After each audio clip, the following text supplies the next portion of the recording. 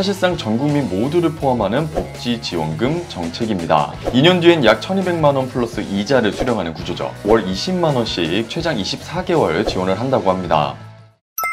시니어 정부의 모든 것 걱정마 엄빠 첫째 아들입니다. 엄빠님들, 새 정부인 이재명 정부가 공식 출범되었습니다. 그리고 곧바로 전국민 지원금 지급 정책이 본격화됩니다. 이번 정부에서 청년부터 어르신까지 전국민 대상으로 어떤 지원이 들어올지, 앞으로 내 지갑에 뭐가 바뀔지 한눈에 정리해 드릴 테니까요. 오늘 영상 끝까지 보시면 이재명 정부의 복지 정책 방향이 어떻게 흘러갈지 예상이 딱 서실 겁니다. 그럼 오늘도 구독, 좋아요 꾹 눌러주시고요. 걱정마 엄빠 지금 시작합니다.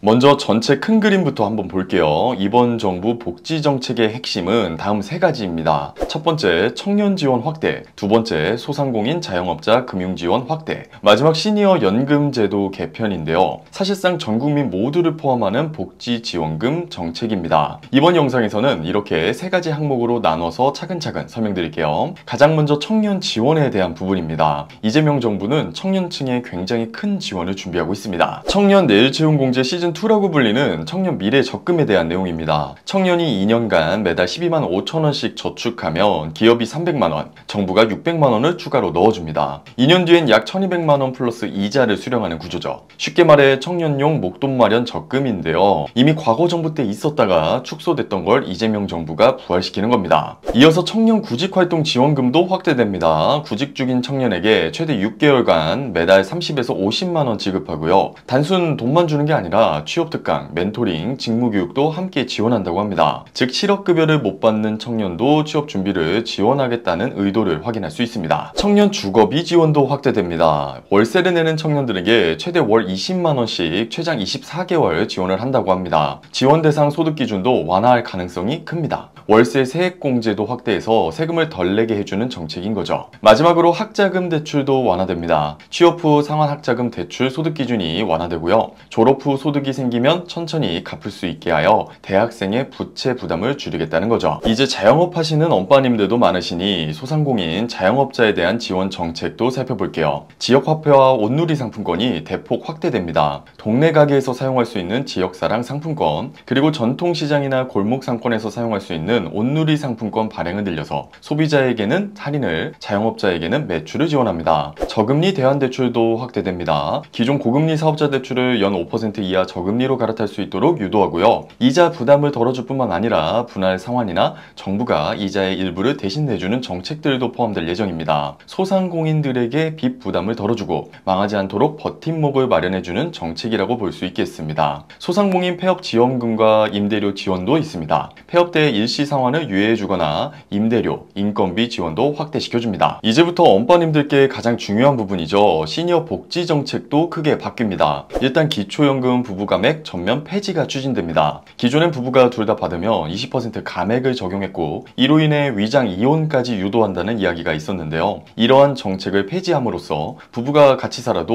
온전히 연금을 다 받게 합니다. 국민연금의 소득활동 감액도 개선되죠. 현재 일정 소득 이상 벌면 최대 절반까지 국민연금이 깎일 수 있는데요. 앞으로 이 부분도 완화할 예정인지라 일하는 어르신분들이 더 이상 페널티를 받지 않게 됩니다. 그리고 주택연금 제도도 개선되는데요. 현재 부부 중 한 명이라도 55세 이상이고 공시가격 12억 원 이하의 주택 또는 주거용도의 오피스텔을 소유했다면 이용할 수 있습니다. 다주택자라도 부부 소유 주택의 공시지가를 합산한 가격이 12억 원 이하이면 신청 가능하죠. 그러나 단점들이 많았었는데요. 연금을 받는 도중에 집값이 상승해도 연금 지급액에는 반영되지 않기도 하고, 또 소유자나 배우자 중 한 명이라도 실거주해야 하며 소유권이 가입자에게 있기 때문에 재산세와 건강보험료를 납부해야 했습니다. 특히 가입 후 중도 해지 시 수령 금액과 이자를 일시에 상환해야 하고 5년 내에 재가입이 불가능하다는 불편함이 있었는데요. 이재명 정부가 주택연금 확대를 추진하는 만큼 이러한 단점들도 모두 손질될 것으로 보입니다. 지금까지의 지원금 정책들을 보면 그럼 도대체 이거 돈은 어디서 나냐 궁금하실 텐데요.